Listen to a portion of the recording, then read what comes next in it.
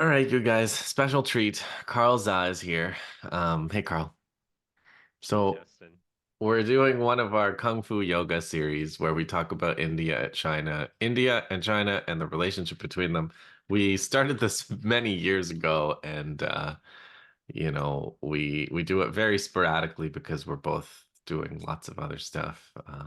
And but things are happening on the India-China front, so we have to talk about this. Um, Yeah. so so Carl, I just wanted to show you something. There's this mailing list that I'm on. It's called Citizens for Justice and Peace. Okay, and this is like one of these activist groups um that I joined, many, many years ago. And they just sort of have what's going on in India in terms of human rights. So Assam government to withdraw foreigner cases against non-Muslims, the Citizenship Amendment Act, where they're basically trying to drive people who have been in India for their whole lives out of India on the basis that they're not citizens because they're Muslims. So they have to produce all kinds of documentation proving it. Mhm. Um, these are people in Assam being silently detained and deported to Bangladesh. There's two Catholic nuns arrested in Chhattisgarh. This is a totally different part of India now, central India, despite consent documents and no evidence of conversion. We go over to Jammu and Kashmir. Custodial torture that shocks the conscience. Supreme Court orders CBI probe arrests and 50 lakh, a lakh being 100,000, a unit of 100,000, compensation of 5 million rupees, compensation for custodial torture of a Jammu and Kashmir constable. And, this is just late July. I just wanted to kind of show this as like one of these moments where like we imagine how this would be reported if it was China. And like this is not you have to be like some strange person who's on an active Indian activist mailing list. I don't even think the Indian local media reports these, or if they do, they report them like as a good thing. And so So Justin, you're telling me you don't believe the Shiny India campaign? no. Shining, I think was 2009, by the way. It was Oh, before okay. it was Right. before the BJP like this BJP government because they had a government. But yeah, like India 20 I was in India last in 2013, and so it's been 12 years Hmm. and politically speaking, absolutely unrecognizable. And like lots of the people that I spent time with in India in 2013 have been in jail and then they've had time to come out of jail. I've read a book by a friend of mine who was, I mean, Wow. like yeah, it's this absolute state of persecution.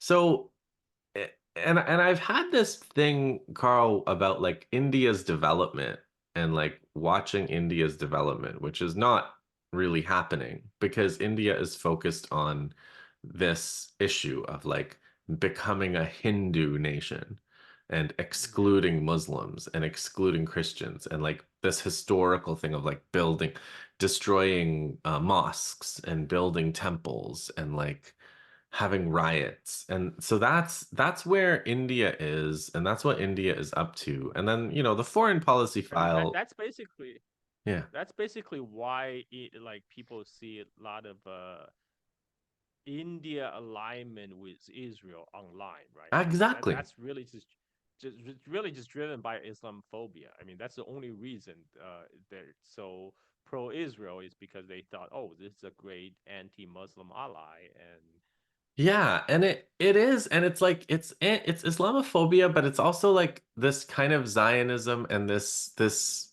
Anglo setup from the 19th century. Like I was watching these videos. There's these videos where those videos where like they draw the pictures as they make the PowerPoint presentation. So yeah. there's this channel where they draw the pictures of like Indian history.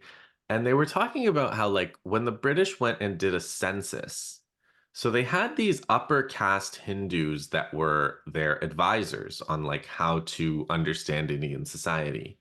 And so when they had the census, it was like the first time they did the census, people would write like their religion as Hindu/Muslim because people Wow. didn't really understand like what what that meant. Like, yeah, I worship God. Like, I don't Mm, know, I worship God. Is and there's Muslims.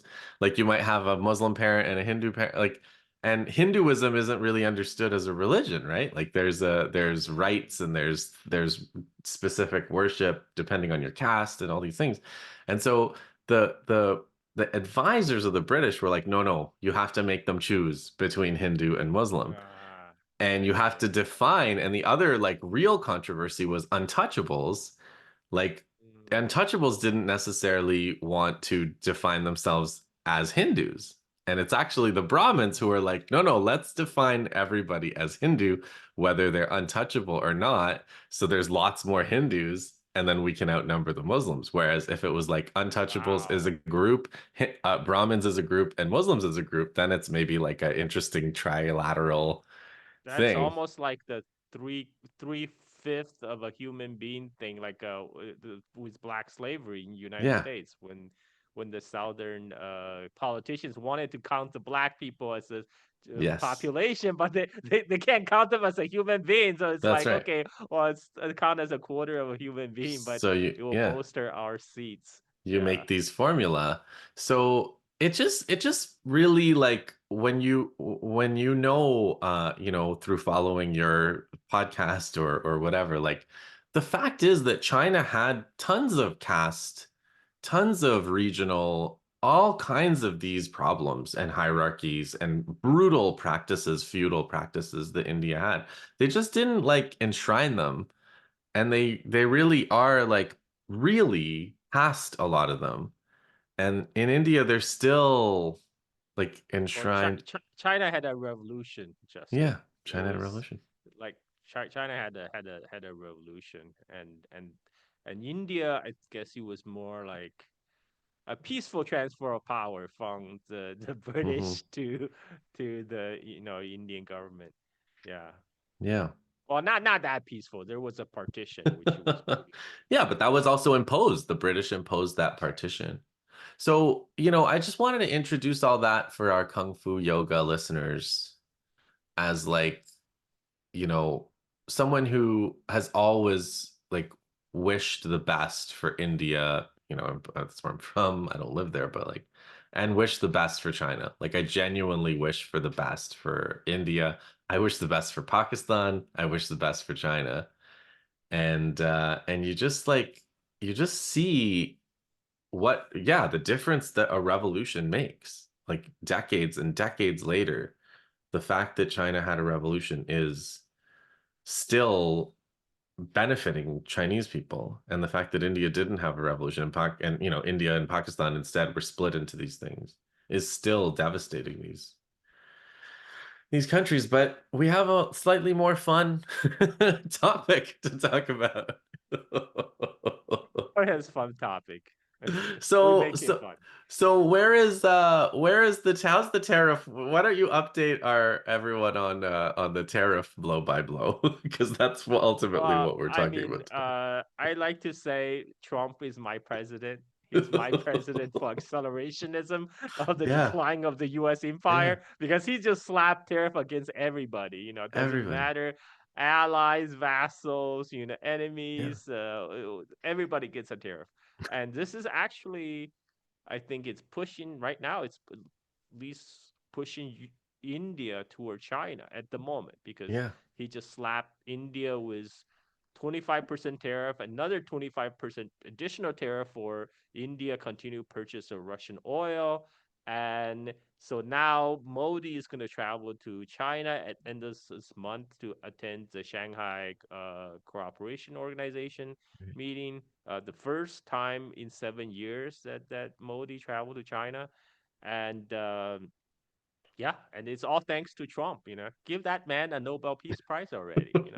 So China, yeah, like, I believe that years ago when we did our first Kung Fu Yoga, we were kind of talking about BRICS, and I remember kind of mocking BRICS. I remember saying like Bolsonaro was the president of Brazil, so we were All like, really, right. what's the B in BRICS? Like, get out of here. And then India was Modi, and so Okay. these were extremely weak links in the chain. Yeah. And India is a weak link, But the thing with India and with the Russia-Ukraine war, India and Russia have always had this thing. They've had a very historic, good relations. Yeah, It's never failed, yeah, since independence, and even regardless of the government now, even with yeah, Modi in power, and Russia, Ukraine. So, in case people don't know, India, India discovered a whole bunch of oil. That's been selling oil ever since Russia, Ukraine. I don't know. Nobody knows. Nobody's seen the oil wells. But remarkably, India has been offering huge amounts of oil on the international markets, at yeah, a steep, price over what the Russians were selling it for, and India's made a lot of money, this yeah. way, and circumvented sanctions, and like sanctions. So like there's two things that like economic theory that I think listeners need, and one is sanctions, and the other is what in India was called ISI, in import Mm, substitution industrialization. This was a big debate in Indian political economy for, all the, through the 70s, since independence. India didn't have a revolution, but India had 5-year plans, Carl. Mahalanobis, yes. we had a mathematician in India, and they had a 5-year planning commission. And the idea was this idea of import substitution industrialization. So that involves having tariffs, yes. It also involves investing in industries. And so investing in key industries. And so India kind of got off of that path in the 90s and said, you know what, we don't really need this. Well, yeah, Justin, the sorry. narrative I hear from everyone is Yes. that India in 1990 that was a liberation. They liberate Liberation. themselves from like what they call the license Raj, right? They Hmm. liberate themselves from the bureaucracy and the red tape, and they Hmm. join the market economy, and that's what enabled India's economy to truly take off. 1990s. That's a night or 1992. That's a date for Right. economic reform and It was revitalization, and when the stock market really took off. That's the most important this, thing, yes. Justin. It's the stock market, where people make money. Yeah, um and let me show a graphic. yeah. So this is India is in the orange, and China is in green, or Hmm. yeah, and so what year? So around 1990, before this liberation, you Hmm. notice they're around the same level. Yeah. But then Yeah. India's liberated, so wow, look at India go. But then China, which I guess is still communist, which stifles innovation and growth. This is what China's um, purchasing power parity looks like. So it's an interesting liberation that India had that made it fall so far behind China. Hmm. Curious, isn't it? Great liberation, that they had. So, and that's like such an important point. Like in the 80s, living standards were not that different between India and China. True. True. And I lived in China in 1980s, and I remember mm, it's about the same. India yeah, and China economy, all the numbers looks the same. yeah. It really started to diverge after 1990s. Yeah. So, so now Trump, Trump, I guess, got half of an Indian textbook. So, he's doing import substitution industrialization in America, right? Well, that's the thing. Tariff can work, Justin, but tariff Exactly. only works if you actually have industry, if Yeah. you have actually have manufacturing, if you actually have industrial policy to promote manufacturing at home. Whereas Trump thinks tariff is this magic bullet. It's like this is like very American, by the way. It's like they're promoting diet pills. Just takes this Yeah. magic diet pill, you Supplements. get shredded. you're gonna shredded abs like like Brad Pitt, right? I mean, nobody want to actually do the hard work of go to the gym and watch what you Yeah. eat. That takes too long. Let's just take this pill. And Trump thinks tariff will be this magic pill. Uh, But yeah. yeah, so he's got I think someone found this white paper that he was given by some economist. And the white paper explains how they're going to make so much more revenue by tariffs and how it's all going to work. And so he got really excited and he went out there and he sort of told China, like, I'm slapping these tariffs. And, China didn't really blink. And then he backed off and now he's kind of periodically applying them and taking them away. I don't even know what the status of it is now. Can you give us a So there's a tariff truce between U.S. and China. okay. There was a nine so like back in May, there was 145% tariff on China, and China had the 125% retaliation tariff on United States. So basically, Chinese ships stopped coming to West Coast, Yeah. and then the Trump administration panicked. So the Treasury Secretary Scott Bessent, he chased the Chinese vice premier all the way to Europe in Geneva, where they work out a deal. This is a tariff ceasefire, Okay. a truce for 90 days. By the way, that 90 days extension was due to expire soon, but recently they had another meeting um, where the Chinese side said sign off another 90 days extension. But Scott Bessent backtracked. He said, well, okay, the deal has to be approved by Trump. Trump has a final say. But I don't think I think Trump is going to sign it. It's going to be another 90 days extension because they don't want to go back to the, May period where both sides have over 100% tariff and then ship stops coming and then it's Because once that it's hard. happens, you can't just turn it back on and off, right? There's going to be delays and prices and Yes, yes. logistics. The problem is, if those ports, they're not designed for like a huge pulse of goods coming in Yeah. because if you turn it switch on and off, what you're gonna have is suddenly when you switch it back on again, all those ships are gonna come at same time, and that's gonna cause delay, and because the ports Mm. will not be able to handle the congestion, and also the a lot of the companies they usually build their inventory beforehand, like before the Christmas sale, for example. They usually plan out this way in advance. So if you kind of cause this disruption so close to, say, the back to the school or Christmas sale, you're Yeah. definitely gonna have disruptions. Yeah. So, and these are consumer goods, but you also cover the chip wars, and the Yeah. ceasefire is one thing, but the chip wars are just going on still. They never Yes, stopped. yes. Trump actually doubled down. Trump tried to use the chip war as a leverage to get Chinese side to come down on the tariff by uh by putting an additional sanction on Nvidia's AI chip export to China. So Nvidia was banned to export their most advanced model, H100, to China. So Nvidia said, okay, okay, how about we sell this watered down version of our chip called H20 to China? For a while, they're allowed to do that, and Trump said, no, no, no, you can't do that anymore either. And then what Trump wanted to do is to use that as leverage for China to relax its export control on rare earth.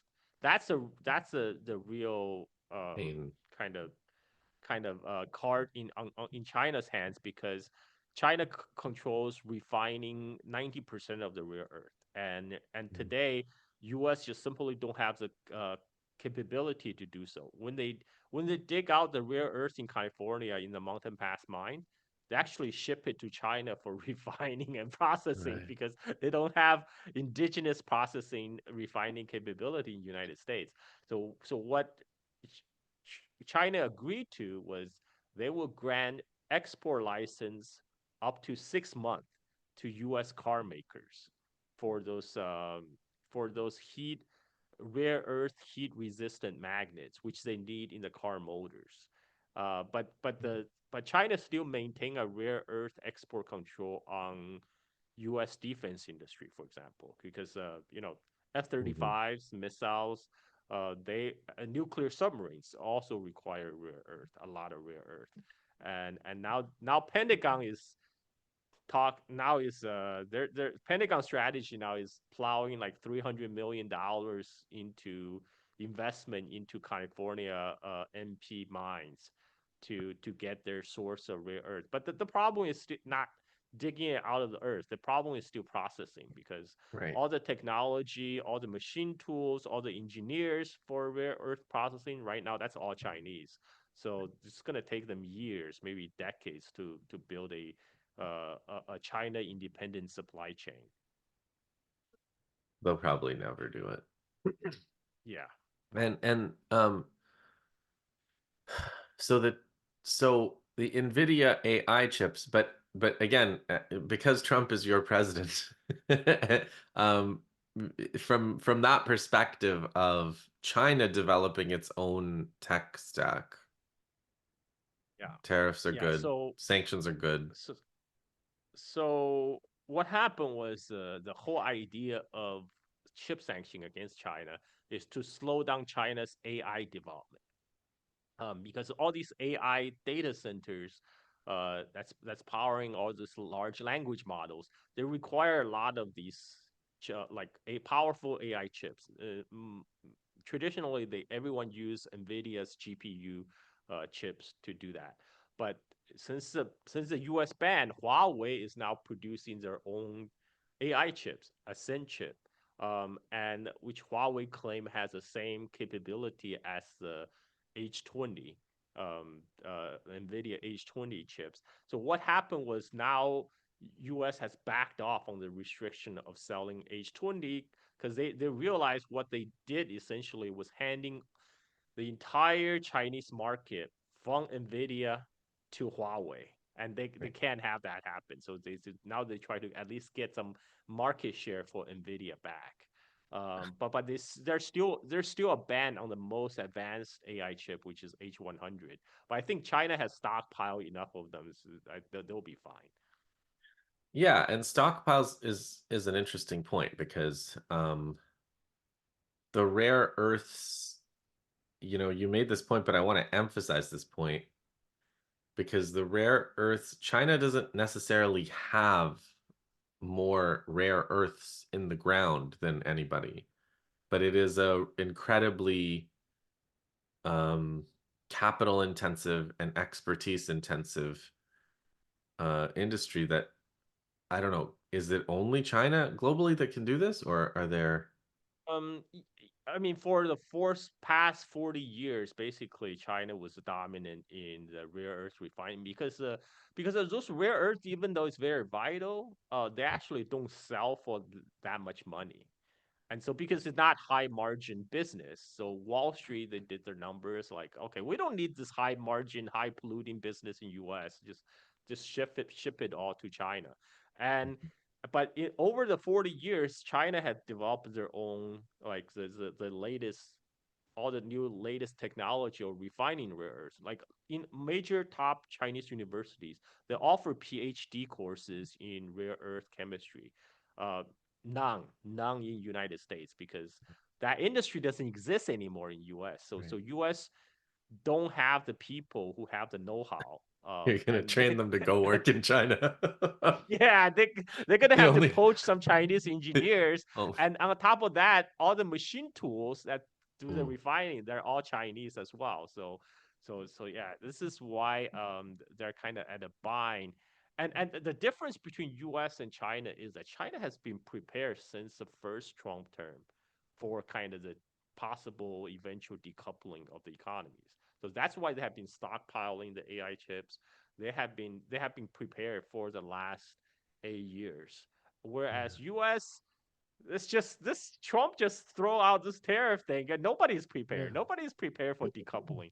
And this is why they have to backtrack and yeah. So before we get back to India, because we have to get back to India, um, Yeah. Do you think decoupling is like like A, B, or C? Is decoupling inevitable? Is decoupling like hype that's not going to happen? Or is decoupling still something that could happen or might not happen? Like, Pentagon has been pushing for decoupling for a long time, for many years, and because the yeah, idea was the U.S. and Chinese economy are too intertwined. So if there's a hot war breakout, there will be too much a backlash from the yeah, breaking the supply chain. So Pentagon has been pushing this for a long time, and Trump, he does derive a lot of his support from from the Pentagon, and but I think what right now what they're trying to work on, like Scott Besson said, we're not trying for complete decoupling. We're going for de-risking. So what they really talk about is they're trying to isolate all the top uh, technologies. They're trying to separate out the technologies, for example. That's why they banned the top tech export to China. So yeah, so Trump claimed that he's about want to reduce the trade deficit, but not really, because they're not selling to China everything that Chinese will actually want to buy, which is a high tech product, you know, yeah. like NVIDIA chips. They're like, no, you can't buy those. Have more soybean and corn, right? But China can only buy so much soybean and corn, Right. and so there's this one of the and the recently they also slap on uh export control on Boeing engines to China. Right. So So it doesn't everything that China wants to buy, they can't buy. right. So then And China so they has to want make them. they want because they actually want China, I think, to recycle their dollar surplus back into the Oh U.S. yeah. Yeah. bond market, and that to because now U.S. have a $37 trillion debt, Right. national debt. They want everybody to continue to buy U.S. bond to pop that up. But China had been gradually reducing their bond holdings. So at Yeah. one point, China had $1.4 trillion worth of U.S. bond. Now it's down to like 700 billion, and Oh, that's a because big China difference. has now been, instead of parking their dollar surplus in bond, China has been spending them, investing in Belt and Road Initiative project, because Yeah. they figure they can probably get a better return on their money by actually investing in infrastructure abroad than U.S. bond, which is just sitting there. And also I think they monetized their what they own or something, right?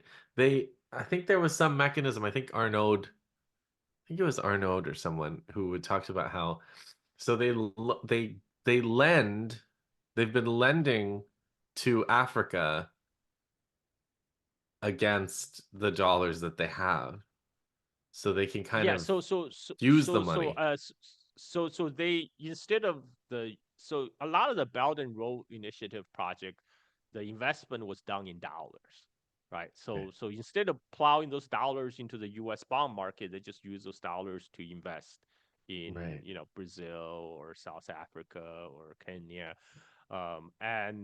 and actually, what China has been experimenting recently was it started offering dollar-denominated bonds in That's right. Saudi That's what I was. Arabia. Yes. Yeah, Okay. and because these Gulf countries, GCC countries, they're flush with dollars, from Yeah. their oil export, and what U.S. want them to do is to invest in the U.S. stock market, U.S. bond, U.S. real estate market. That's why Trump was traveling to GCC, investing like this AI boondoggle, like the Stargate Yeah. project, $500 billion Stargate project. Yeah, Right. but China is offering, so hey, buy our bonds, which is also denominated in dollars, and $1. China was getting the same rate as U.S. bonds. So basically, they're saying, hey, like China can offer the same, Yeah, they dollar have these denominated. dollars. Yeah. Yeah, yeah. And So then yeah, so yeah, that's so China on the same. It's not necessarily de-dollarizing, but they're de-risking they're too. yeah, they're doing it in their own way, right? And they're like, okay, Yeah, we're it's not directly challenging your dollar hegemony, but guess what? Now we can borrow money on the international. yeah, so Uh, it's uh, like yeah, instead of just being dead weight that China has to hold because they can't spend it anywhere in the American economy, Yeah. they're able to yeah do things with it in other parts of the Yeah. world that need the dollars. Correct. Okay, so import substitution industrialization. We've set that up. We've set up sanctions, chip wars. So Yeah. now India today. Oh yeah, no, there's one other thing. We have to talk about the global arms market because Mm. this is a huge deal, and especially because of the little brief war between India and Pakistan. So India has always had good relations with Russia, so they have some Russian Yeah. systems, but they also are part of the dollar recycling system where they buy Western weapons. So they have Yeah. this weird thing where they're good relations with everybody. I mean, Israel is a little bit like this too, right? They have good relations with Russia and the West, and of course the U.S. And India has these things, and then they decided to go and have a war with Pakistan. And Pakistan also had a lot of American weapons, but recently have taken a more Chinese option. So the way that this war panned out was almost like Chinese weapons against American weapons, mostly. Yeah. The well, Chinese weapon versus Russian European and weapons. yeah, Because French, because yeah, the Rafale from even though France, Pakistan bought F-16s from United States, but U.S. made them sign like end user agreement right? says you cannot use those F-16s in fight against India. Okay. Otherwise you're not gonna get any spare parts, Mm, maintenance. Like you can avoid your maintenance contract, etc., etc. So this is why in the latest conflict was mostly Chinese planes that was deployed by Pakistan against India. From the Indian side, they have some older Russian planes, but they also have Rafale, which is the most advanced European fighter jet. And this is because India originally they planned there was supposed to be jointly developing the fifth generation fighter jet with Russia on the Su-57. But for whatever reason, India kind of pulled out of that project halfway. And to fill the gap in their armament, um, they chose mm, Rafale, which is the most advanced European fighter. Also, kind of make the keep the friendly ties with the Euros, mm. and so that's what happened. Okay. And whereas so this is it wasn't a good day for the French Dassault company, which makes Rafale, because their reputation took a dent, and it was great for the Chinese Totally. plane makers because this is the first time their planes was involved in combat, and Mm. yeah, So now, after all of this, India working so hard not to make anybody upset, Trump is now yeah, not going to let them, it seems, sell Russian oil, and he's gonna not let them protect their domestic market. So whatever yeah, protections, there's all India's always had certain protections, generics. There's always been things yeah, India's been kind of allowed to do. And I guess yeah. Trump is like closing those loopholes or trying to or claiming to. Yeah, I think this is mostly due to idiosyncrasies with the Trump administration, because Mm, India has been buying, selling Russian oil since the right. sanction on Russian oil started. This Yeah. Biden administration decided to turn a blind eye because they needed to loop in India to contain China. They need Yeah. to keep India as part of Quad. I think this is just my conjecture. I think what happened was, as a result of the India Pakistan conflict, Yeah. Trump saw, hey, you, the Pakistan just used a bunch of Chinese weapon platform to Hmm. humiliate you in the air Yeah. battle. Then what is your value Mm, as a counterbalance against China? You just lost against Pakistan using Chinese weapons, right? I mean, hmm. Trump is the type of person who respect only strength. and he will prey on weakness, just like any bully, right? Yeah. And then he when he saw that, his calculation toward India is like, okay, well, you're not providing great value in containing China anymore because Yeah. your performance, and now I'm gonna squeeze you on this Russian oil thing because now they're getting really desperate, trying to bring Ukraine conflict to a close, Hmm. uh, but on their terms. But on they want to freeze that conflict, and this is why they're putting the squeeze on India because the largest purchase of Russian oil is number one is China, number two is India. China they can't do much about because again China is a producer. They still they still control the rare earth. U.S. can't do much about that. I mean, U.S. did make noise about levying additional tariff on China. China just say, hey, that's our sovereign rights. We'll continue to do that, and we'll remind you no winners in trade war. Whereas in India, India have a relatively weaker hands when it comes to U.S. They don't have, they don't have the rare earth chokehold, for example. So this is why Trump thought he could put the squeeze on India. This is my reading of the situation. Right. But, and my reading of the situation is he actually can't. So if India decides not to be squeezed, I mean, India might decide to be squeezed because India does a lot of stupid counterproductive things foreign and domestic fronts. But if they don't want to be squeezed, I don't think they will be. And I think they can just go east the way that they've done many times in the past, and the way that the Russians have done, and the way that China's done, and the way that Iran has done. So, Yeah, I think that's happening right now. I mean, I yeah, think with this upcoming Modi trip. I mean, even before that, you have Indian National Security Advisor, Indian Defense Minister, and Indian Foreign Minister visiting China.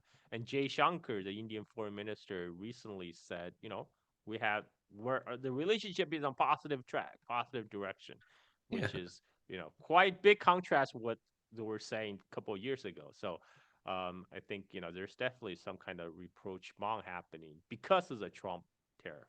yeah. And I don't think that India will ever, like, I don't think India will ever go to war with China for the West, you know? I don't, No, there's a no, lot of things that India will do that are, yeah. bad It's and because dirty. because I mean the Indian elite they still at least they still view themselves as like great power, right? They don't Yeah, view yeah, themselves as pawns of yeah. United States. They don't see themselves as Ukraine. Let me put it that way. They That's don't right. see That's themselves as right. Ukraine, and they see India as pursuing its own strategy Yeah. for us for the great power. They were trying to align with US if they think they get more benefits from the alliance. This Yeah. is why they joined Quad in the first place. But they're not gonna be we're gonna sacrifice ourselves for the No. Quad. They're not gonna do that. And I Yeah. I actually think I think the way that the war with Pakistan went was probably in some way good for India. That's a weird thing to say. But I think if they had had more success there, they would have gotten more ideas that ultimately Mm. would have been bad, including maybe getting a little more confrontational with China and more assertive. And this kind of reality was good. And I don't think it was so good for Pakistan that Pakistan is now thinking, let's go stick it to India. So in a way, a short war that nobody wins probably. I don't think that war was never ever gonna be like a full Yeah. like big conflict because both sides are nuclear powers, right? I Yeah. mean, it's and I think the way India conducted themselves from the very beginning, they told their air force not to target military target on the first day because they wanted to be like just a quick, short, precision strike against what they claim to be terrorist camps, right? Because they think they could do it. That was their mistake, of course, by not targeting the Pakistan. military target because then they got targeted themselves. But that was uh I think that was a wake up call. I think I agree with you. That was a wake up call to their leadership that it was too much hubris. It was a reality check. Yeah.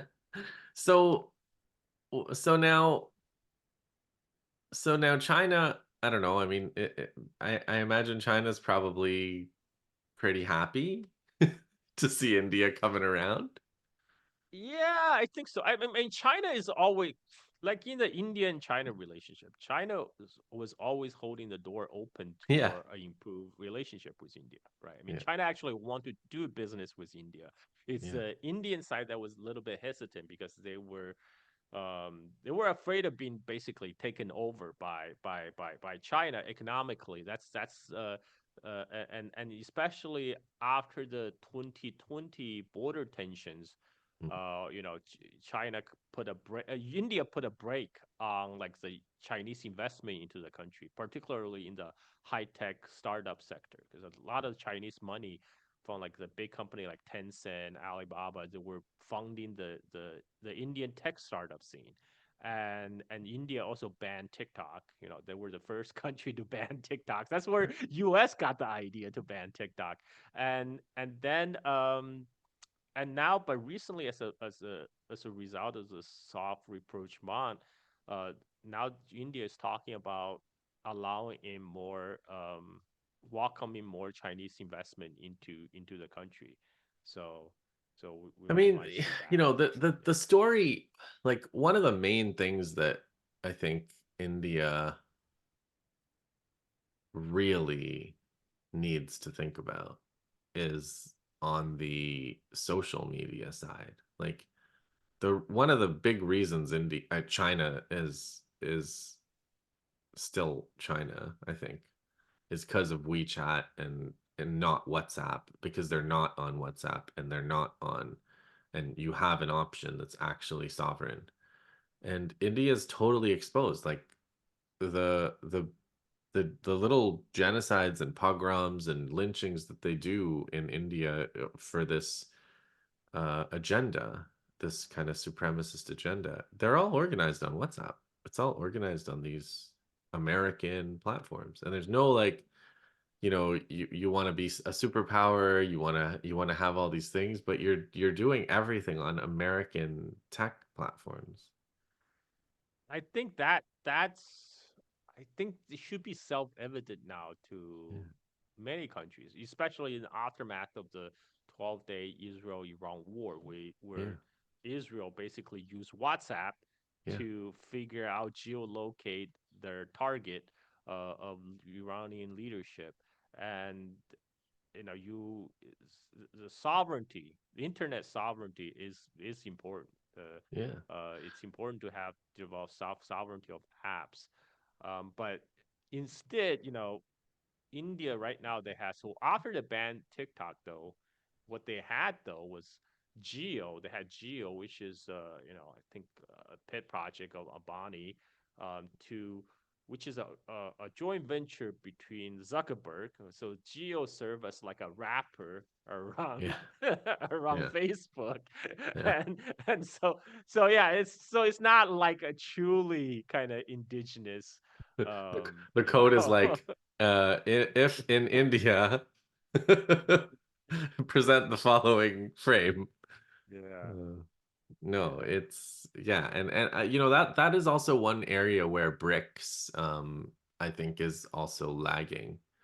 Um, there's a lot of discussion, rightfully, about de-dollarization and alternatives to the dollar, but you also badly need alternatives to Meta and Alphabet or whatever But they're called. Justin, you have to remember where BRICS got started. Initially it got started as an acronym by Goldman Sachs to Yeah, sell stocks in the that's right. emerging market. It just fortuitously came Yeah, together as an economic cooperation forum, right? It's not a yeah, BRICS is not like the counterpart of NATO. BRICS is just an yeah, economic forum.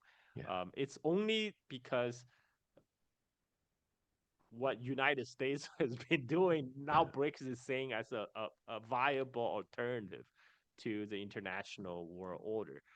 So it takes time. I think it's still early for in the BRICS forming, and they're still kind of trying to figure out what BRICS is really should be.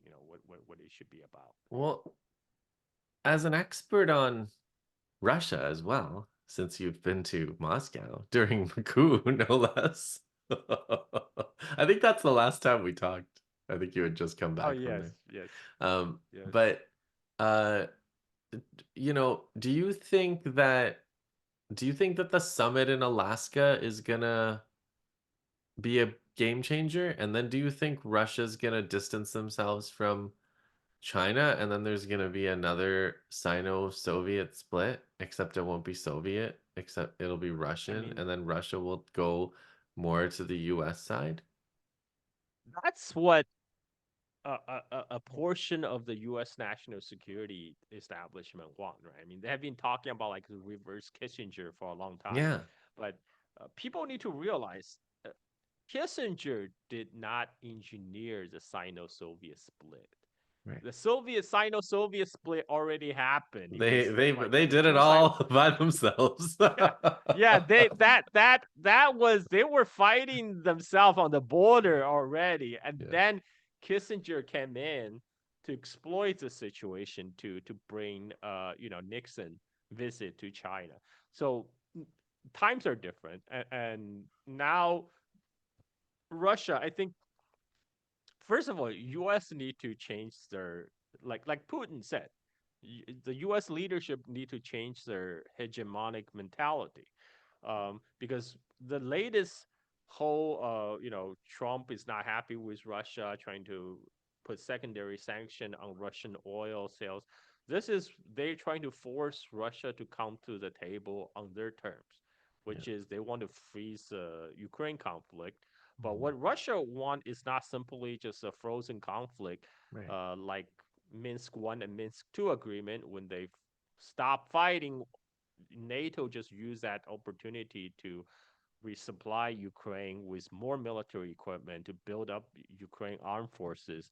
And so what Russia want is like a permanent solution where they have absolute guarantee that there will be no yeah, NATO in Ukraine, and NATO yeah, like Ukraine will be a neutral country that will never be part of NATO alliance. This is why they went so far to start this special military operation. So I think Russia will want that is the end goal of Russia. But I yeah, don't think U.S. at this point is ready to meet Russian halfway on that commitment yet. And and and and even if there's some sort of um, cold peace, with Russia, like détente, if you will, between U.S. and Russia, Russian and Chinese economies they're still complementary because yeah, Russia is a major commodity exporter, China is a major commodity importer. There Russia and China bilateral relationship has its own dynamics that's independent from the relationship with United States. And there's no reason for Russia to, suddenly, they need to have some really big carrots to induce Russia into some sort of anti-China alliance. And so far, I just don't see that happening because if you look at Trump's approach currently to foreign policy, it's all big sticks, no carrots. It's like yeah, his yeah, carrots is like, so we don't put tariff on you. That's our carrots. yeah, yeah, I yeah. mean, that's Like not 30 days off of the next round of tariffs with Canada. exactly, exactly. So that's so I'd say everything is working out for China here. Yep. It looks Yeah, I, like. I say so. So I say, Trump, I mean, the yeah, Trump the is mean doing, is China do nothing and win, right? But yeah, except they're actually doing something. That what they're doing is they're developing their own capability, yeah, and they're going out, um, you know, building infrastructures, which is which is a sharp contrast to what U.S. is doing, because U.S. can, at this point, they can only offer military bases and more weapons, Yeah. and I think it's you will at least be. We'll have to keep a close eye on kind of the China India rapprochement, because there has been moment before where looks like the two sides were about to make up, and then the border clash Yeah. suddenly break out. Yeah, Right? I mean, like that has India's happened very before. good at that. I think democracies in general are really good at like engineering some incident that outrages public opinion in order to scuttle some bigger diplomatic thing. And it happens in India all the time, all the time. Well, I think U.S. I mean, if U.S. really want to put a stop to that, they can just like stop their pressure on India. Just but I don't. I actually this I don't know why Trump is doing that. Actually just as we were talking like a week ago, I saw a uh, um a video from Wall Street Journals, and it was just basically saying China is militarizing Yeah. the China Indian border, preparing to attack. And I click on it because it's such a clickbait title. I click on it. It's talking about China building roads and railroads into Tibet. And I'm like, because they're dual use Dual infrastructure, use, it yeah, could be used by sure. military. Uh, I mean, first of all, the timing is very suspicious. Yeah, Right around the time of India-China rapprochement, but at the same time, India right now, Indian public actually don't need a lot of pushing into have negative opinions about China. But yeah, other hand, all United States had to do was kind of just stop slapping tariff on India. But I don't yeah. think Trump is gonna do Yeah, that. So US had the option here of doing nothing and winning, but exactly, with India, exactly. But they just have to this keep is why doing I say Trump stuff. is my president. Yeah, This is absolutely. why this is this is why, Justin, I say, there's always a glass half full scenario. Yeah, yeah. Trump is he's doing accelerationism for the US imperial decline. Do you, last question maybe. Yeah. Um, you know, I have not been able to make heads or tails of whether there is, in fact, new arms deals between China and Iran since the Yeah, 12-day so the war. last report I read was from Middle East Eye that they Okay. quoted two anonymous Arab officials who said Iran is purchasing the Chinese air defense missiles. I think that's the last thing I read. But I guess we won't really know until if those things start showing up in Iran in like satellite images and so Oh, on. yeah, maybe. Um, because I think China probably also want to keep such things Yeah, there's no need to under make it. wraps Yeah. because China also want to balance its relationship with Iran, also with its relationship with GCC, Yes. because all these but of course, alternatively, China could just sell the same weapons to GCC Sure. I'm countries. sure they would. But those GCC are trapped and locked into deals with the American. So it'd be harder. Well, we'll see. I think they're hedging too, though. I mean, like you Yeah. can see Saudis and UAE, they are they're definitely hedging because they're playing the China card when they want to get better deal from the United States. Um, Right.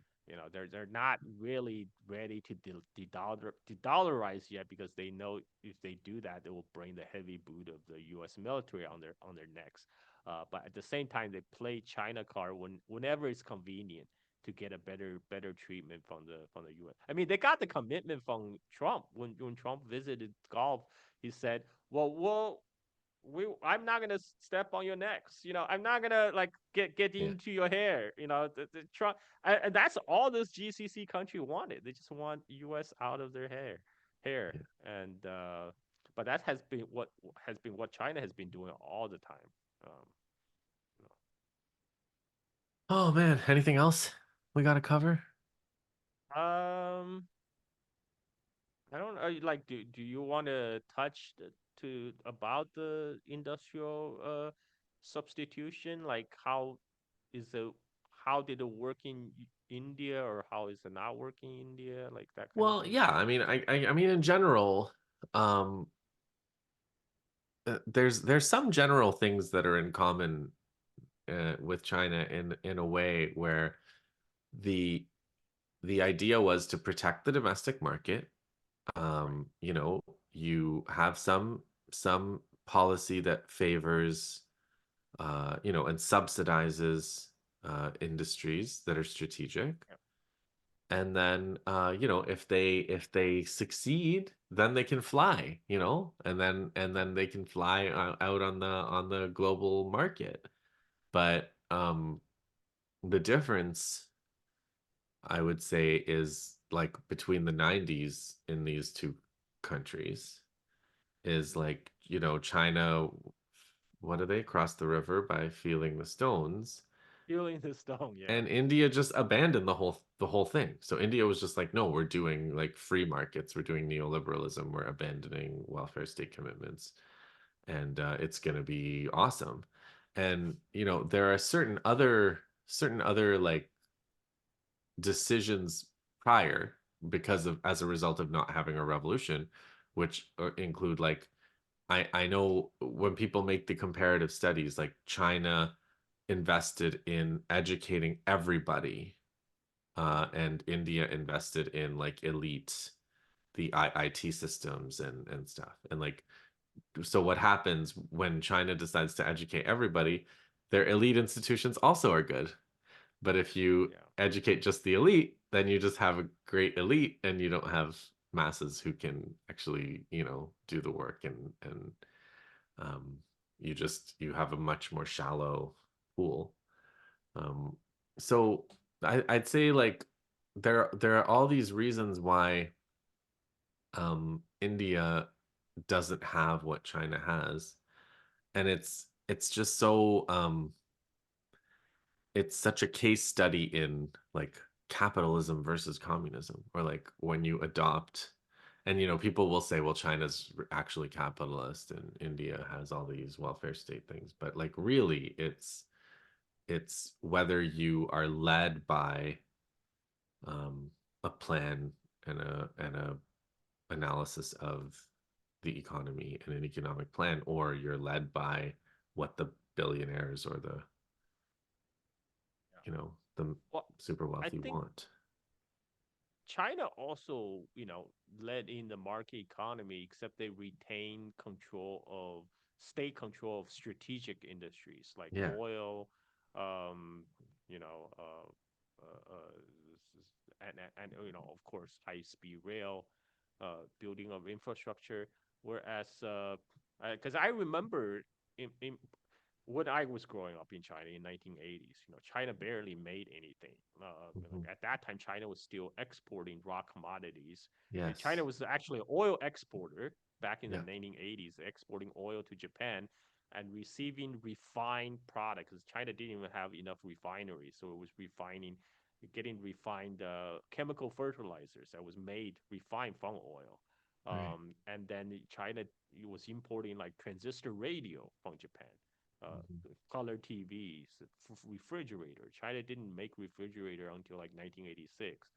But import substitution was key to kind of the Chinese economic Hmm. takeoff, because gradually China started making those things for themselves, and then they start to export. Um, so yeah, I think And China had to yeah, do a lot to get around sanctions. I mean, China has such a long record with sanctions, and so does Russia. And China did this barter trade. They were doing all these barter trade things to avoid sanctions. And I mean, that's the thing. Like when you think about India, India had a lot of advantages that China didn't have. India didn't have sanctions on it for all of that time, and they still, you know, it was the all of these opportunities were squandered because of the decision to just go free market, subordinate themselves to Western food industry. And you know, there are a lot of things like food industries, NGOs, um, politics and also But I think, exposure.